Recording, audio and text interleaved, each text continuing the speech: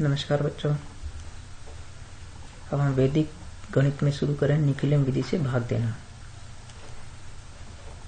तो आपके पास पहला प्रश्न है 1245 में भाग देना है 97 का, और दूसरा प्रश्न है 311 में भाग देना है 8 का, और तीसरा प्रश्न है 1013 में भाग देना है 88 का।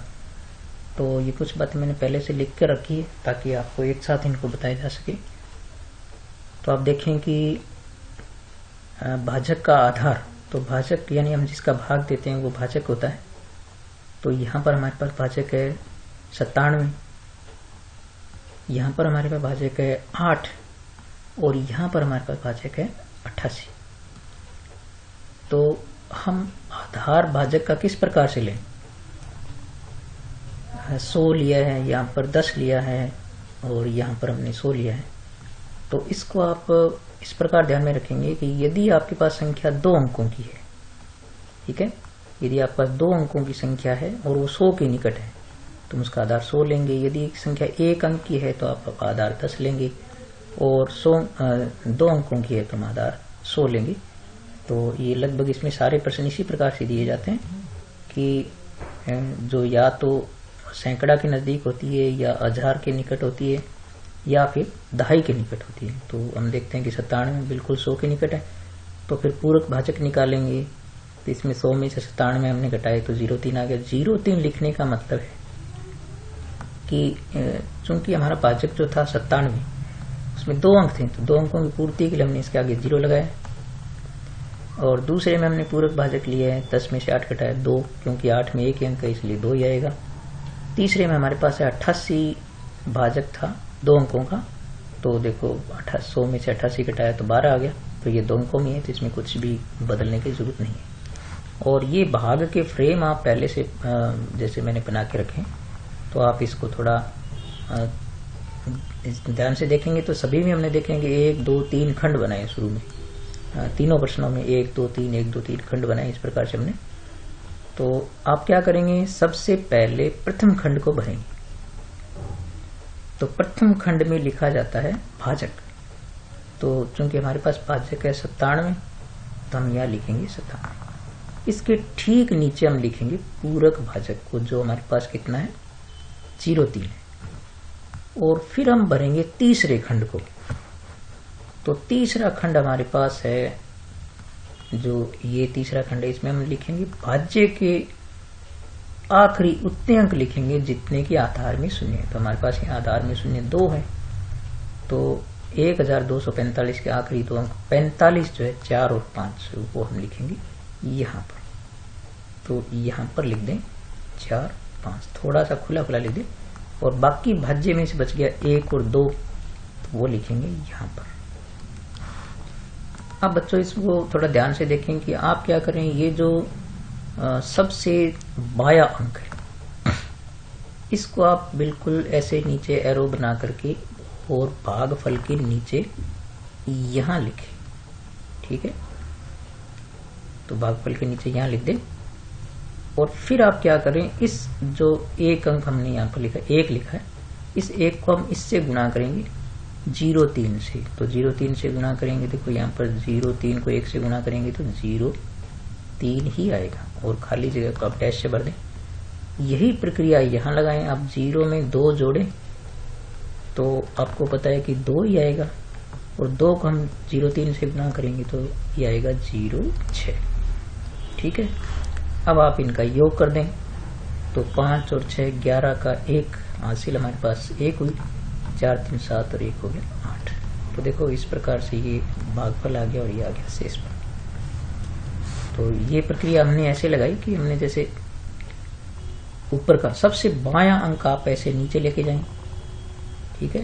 तो जैसे ये एरो बता रहा है नीचे लेके जाएं, फिर आप इसको आगे ऐसे इधर जो पूरक भाजक है उससे गुणा करें, और फिर इस तरफ जो लेके जाएं इसको गुणा करके लिखें। तो ये एक इस प्रकार का तरीका बन जाता है।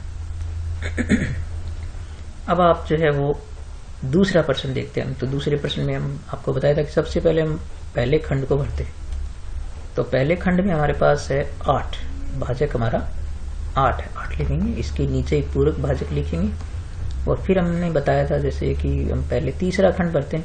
तो तीसरे खंड में उतने अंक लिखते हैं जितने के आधार में शून्य होते हैं। शून्य 1 है तो हम 1 अंक जो है इसका हम यहाँ लिखेंगे, आखिरी का 1 अंक जो सबसे दायां है, और बाकी बचे हुए 2 अंकों को ये हम यहाँ लिखते हैं। अब वही विधि अपनाएंगे, जैसे हम सबसे दाएं अंक को पहले नीचे उतारेंगे, इस प्रकार से एरो बना दो, तो ये 3 उतारा। अब इस 3 को गुणा करेंगे 2 से, तो 3 दूनी 6 यहाँ पर आएगी, और यहाँ डैश लगा दें, खाली जगह छोड़ें आप इसको, और 6 और 1 फिर यहाँ पर आपको बताया था कि इसको फिर नीचे उतारें, यहाँ एरो लगा दें, और 6 और 1 हो गया 7।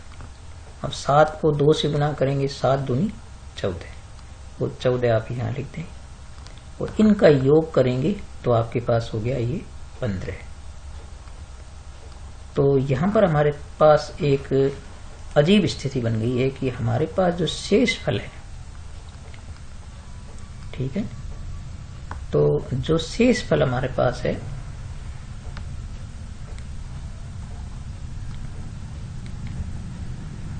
यानी जो हमारे पास शेष फल है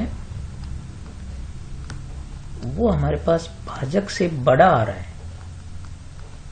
तो आप देखते हैं कि शेष फल तो हमारे पास है 15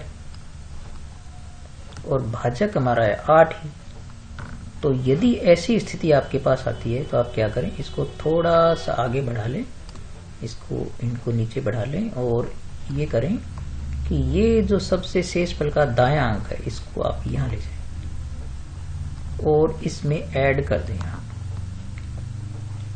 तो इस प्रकार इसमें ऐड करेंगे तो हमारे पास ये जो है आप देख सकते हैं कि 7 और 1 8 बन गया, ठीक है, और 3 का 3 आ गया।